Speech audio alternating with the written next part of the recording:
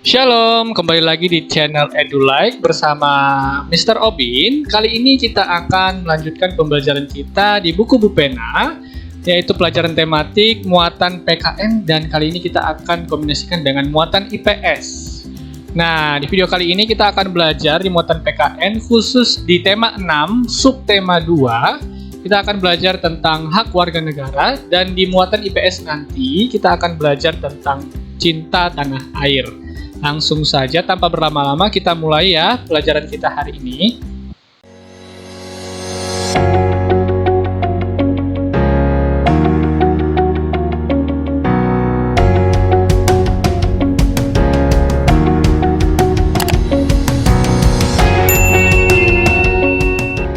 Oke, tujuan pembelajaran kita untuk mata pelajaran PKN adalah yang pertama kita mampu mengidentifikasi hak sebagai warga negara. Kemudian nanti diharapkan kamu mampu menceritakan pengalaman menggunakan hak sebagai warga negara.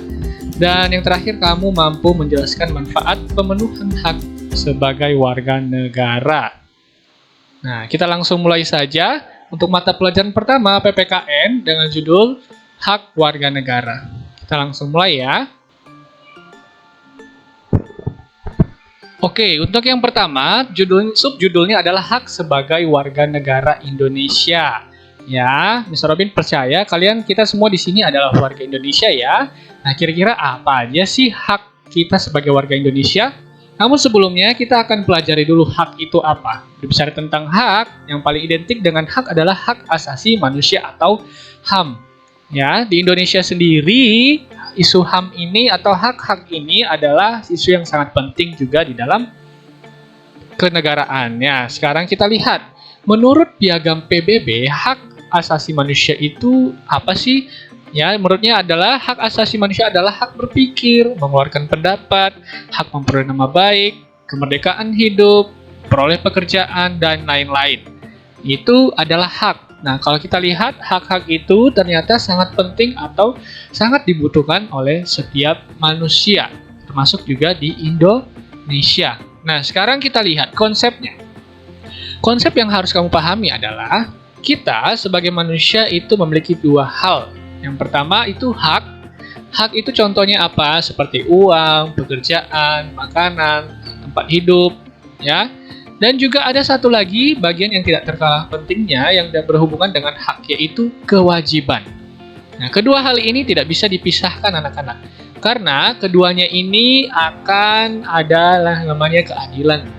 Nah, di sini dengan adanya hak dan kewajiban maka keadilan akan terwujudkan. Itu konsep dasarnya sebelum kita melanjutkan pembelajaran kita. Nah, sekarang kita akan mulai. Hak sebagai warga negara. Sebagai warga negara Indonesia, kita dijamin hak-haknya. Apa aja sih? Yang pertama adalah hak ibadah. Ya, hak untuk memeluk agama serta beribadah menurut ajaran agamanya masing-masing. Kalau di Indonesia ada berapa agama yang diakui? Ya, ada 6 ya. Dan itu juga pemerintah menjamin itu. Kemudian ada apa? Yang kedua adalah pendidikan. Sebagai warga negara Indonesia, kamu berhak mendapatkan pendidikan yang layak. Kemudian ada apa lagi? Ada hukum. Ya, kamu berhak mendapatkan hukum atau bantuan hukum. Ya, hak juga dapat pekerjaan hidup yang layak begitu. Nah, kemudian kita lanjut lagi. Ya, sumber daya alam. Nah, sumber daya alam. Kalau misalnya kamu di Indonesia, kamu bisa memanfaatkan sumber daya alam yang ada di Indonesia. Nah, kemudian apa lagi? Pekerjaan. Nah, hak yang kamu butuhkan selanjutnya adalah pekerjaan. Tentunya nanti kamu setelah lulus SMA atau lulus kuliah, kamu dijamin pemerintah mendapatkan hak, yaitu hak untuk mendapatkan pekerjaan hidup yang layak untuk mendukung hidupmu. Dan yang terakhir adalah Faskes. Ini tidak hanya Faskes. Faskes itu singkatan dari fasilitas kesehatan ya, dan juga fasilitas-fasilitas lain seperti jalan tol dan jaringan internet, listrik, dan lain-lain. Nah, fasilitas-fasilitas itu juga adalah hak dasar kamu untuk memperolehnya. Ya, itu adalah contoh-contoh hak sebagai warga negara. Nah, sekarang waktunya adalah berlatih. Kerjakan halaman 35 sampai 36 buku Bupenamu nomor 1 sampai 3. Oke, sekarang kita lanjut ke subtopik yang kedua, yaitu manfaat pemenuhan hak sebagai warga negara. Kira-kira kalau hakmu sudah dipenuhi, kira-kira manfaatnya apa yang akan kamu peroleh? Ya, kembali kita ingat lagi konsepnya yang pertama tadi, bahwa hak adalah sesuatu yang harus kita terima dan kewajiban merupakan sesuatu yang harus kita lakukan. Keduanya ini sangat-sangat penting dan tidak bisa dipisahkan. Sekali lagi ya. Nah, apabila kalau contohnya di dalam suatu negara tidak ada hak, pemerintah tidak menjamin haknya, maka apa yang akan terjadi? Yang terjadi akan terjadi ketimpangan, dan ketimpangan itu bisa merugikan. Begitu juga sebaliknya, kalau contohnya pemerintah hanya berusaha memberikan hak orang, tapi lupa menuntut kewajiban orang itu. Apa yang terjadi? Maka akan terjadi yang namanya ketidakadilan, dan ketidakadilan itu akan menghasilkan sifat yang merugikan, baik merugikan diri sendiri maupun sesamanya. Nah, sekarang kita lihat, kalau contohnya hak itu dipenuhi oleh pemerintah dan juga orang yang terlibat di dalam situ, kira-kira apa yang terjadi ya? Nah, sebelumnya kita lihat konsepnya dulu.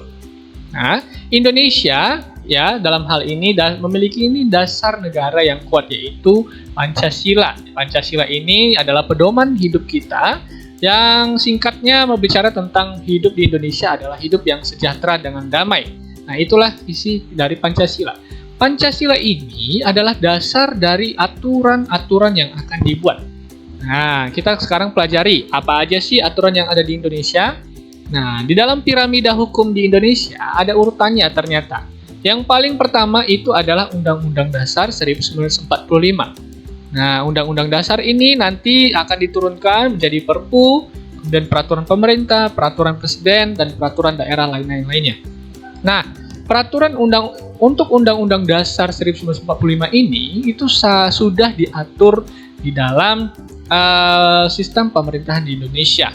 Nah, inilah yang menjadi dasar hukum dari segala aturan yang ada di Indonesia, termasuk dalam pemenuhan hak-hak warga negara. Sekarang kita lihat, kira-kira berdasarkan undang-undang, apakah hak kita sudah dipenuhi? Kita mulai dari contoh yang paling tinggi dulu. Oke, oknum yang paling tertinggi di Indonesia yang bekerja untuk memenuhi hak-hak manusia yang ada di Indonesia. Kita lihat ya, dan itu dilakukan oleh Presiden dan Wakil Presiden. Kita lihat di sini ada infografis dari Liputan 6. Bapak Presiden Jokowi dan Ma'ruf Amin ini sudah melakukan banyak gebrakan-gebrakan dalam memajukan hak-hak dan menyediakan hak-hak warga negara. Ada dalam bidang politik, ada di bidang hukum dan ekonomi. Ya, semuanya ia sudah lakukan pekerjaan, dan beberapa tindakan yang dilakukan itu terbukti mampu meningkatkan kesejahteraan rakyat. Begitu juga dengan rapor ekonomi 4 tahun Jokowi JK. Nah, di sini kita bisa lihat dari grafiknya, sampai 2018 kemarin, angka kemiskinan turun, pengangguran turun, pertumbuhan ekonomi naik, dan inflasi juga turun. Nah, anak-anak, ini kita bisa lihat di sini bahwa pemerintah juga berupaya dengan sangat keras melaksanakan kewajibannya supaya hak-hak warga negaranya terpenuhi. Contohnya adalah angka pekerjaan naik, dan juga bahan-bahan pokok itu akan dikelola terus sama pemerintah. Nah, ini adalah salah satu bentuk bagaimana caranya hak itu bisa terpenuhi, hak warga negara terpenuhi, yaitu dengan tindakan dan rencana yang diatur sama pemerintah. Ya, kita bersyukur ya pemerintah kita berhasil, dan kita terus berdoa supaya pemerintah bisa melaksanakan pemerintahnya dengan baik. Oke, sekarang kita lihat apa aja sih manfaat yang kamu dapatkan kalau hakmu dipenuhi. Contohnya adalah hak untuk kegiatan yang kamu lakukan adalah belajar dalam sehari-hari. Nah, kegiatan belajar ini itu didukung sama pemerintah yang menyediakan sekolah dan layanan lainnya. Nah, di dalam mendapatkan kegiatan itu dan hak itu, maka manfaat yang kamu peroleh adalah ya, kamu bisa mendapatkan yang namanya kepintaran dan wawasan yang luas, dan itu bisa berguna bagi kamu untuk bekalmu di masa depan nanti. Kemudian contohnya apa lagi? Pemanfaatan fasilitas olahraga yang ada di sekitar rumahmu. Nah, itu adalah hakmu, dan jika kamu berolahraga, manfaat yang kamu dapatkan adalah badan yang sehat, badan yang bugar. Nah, itulah contoh pemanfaatannya. Nah, subtopik yang terakhir kita akan belajar tentang pelaksanaan hak sebagai warga negara Indonesia. Nah, kita lihat ya di sini sebagai warga negara Indonesia, kamu itu punya yang namanya hak. Dan salah satu hak yang sangat penting adalah hak untuk menyuarakan. Nah, contohnya adalah ketika kamu melakukan pemilihan umum. Pemilihan umum dilakukan 5 kali, ya, setahun 5 kali. Tujuannya untuk apa? Untuk memberikan suara yang bisa disampaikan melalui wakil-wakil rakyat yang akan membawa perubahan di pemerintahan. Dan ini pemberian suara tidak hanya dalam pemilihan umum ya, tapi dalam hak demokrasi, dalam menyampaikan aspirasi, itu juga dijamin dengan undang-undang. Nah, itu adalah contoh dari pelaksanaan hak. Nah, misalnya apalagi Mister, pelaksanaan hak. Misalnya kamu mau sekolah, laksanakan hakmu, yaitu mengikuti pembelajaran dengan baik. Maka itu adalah contoh pelaksanaan hak. Kenapa? Karena di dalam undang-undang kamu dijamin memperoleh pendidikan yang sangat baik. Robin akan membagikan link video YouTube, nanti silahkan kamu nonton, cek di bawah. Nanti kira-kira itu video tentang apa ya? Ya, kurang lebih video itu akan menjelaskan tentang pentingnya itu melaksanakan hak ya. Nah, sekarang kita lihat. Nah, ini kira-kira gambar apa? Bolehkah kalau kita melaksanakan hak kita yaitu aspirasi, menyampaikan aspirasi, yaitu melakukan demo, boleh nggak tindakan kita seperti ini? No, tidak boleh. Kita memang dijamin hak kita untuk memberikan suara kepada aspirasi kita kepada pemerintah yang berkuasa. Tapi tidak begini caranya ya anak-anak ya. Ini adalah contoh yang salah dalam menyampaikan pelaksanaan hak. Tapi bagaimana yang benar? Penyampaian adalah dengan jalur diskusi musyawarah mufakat. Oke, sampai di sini dulu pembelajaran kita. Untuk yang bagian yang kedua yaitu IPS, nanti kita akan lanjutkan di video berikutnya ya. Sampai jumpa, terima kasih. Tuhan Yesus memberkati.